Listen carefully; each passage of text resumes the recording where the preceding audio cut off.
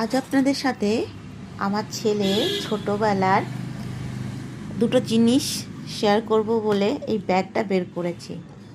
এটা 22 বছর আগের জিনিস। সেই যখন আমার ছেলে ছোট ছিল তখনকার, যত্ন করে স্মৃতি হিসেবে রেখে দিয়েছি। তো মনে হলো আপনাদের সাথে শেয়ার করি।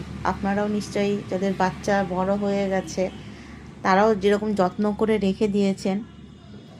তো চলুন দেখাই ওর জিনিস দুটো। একটা প্রথমে দেখাবো।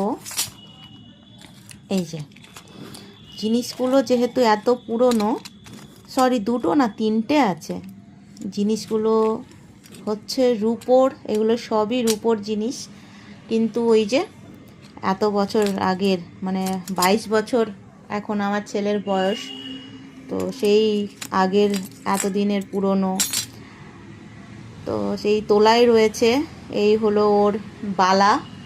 এগুলো একটু বড় পর্যন্ত পড়েছে অবশ্য, মানে ওই 3 বছর পর্যন্ত পড়েছে।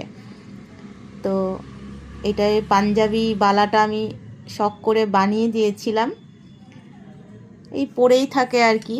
আর এইটা ভাঙা হয়েছিল কারণ এইটা ওর হাতে এত চেপে বসে গেছিলো যে কিছুতেই খুলতে পারা যাচ্ছিল না।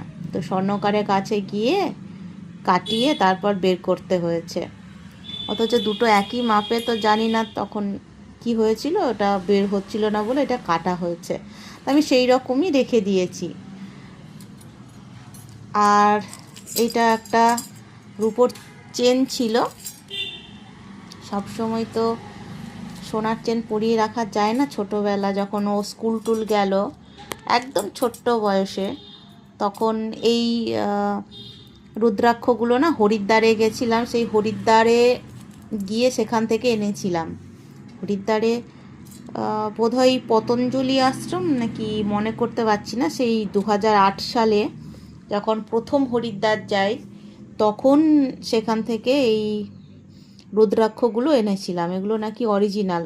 তো এগুলো ওর গলায় মালার সাথে পরাবো বলে এরকম করে রেখে বাঁধিয়ে নিয়ে এসেছিলাম, মানে এরকম মালা করে নিয়ে এসেছিলাম স্বর্ণকারের কাছ থেকে।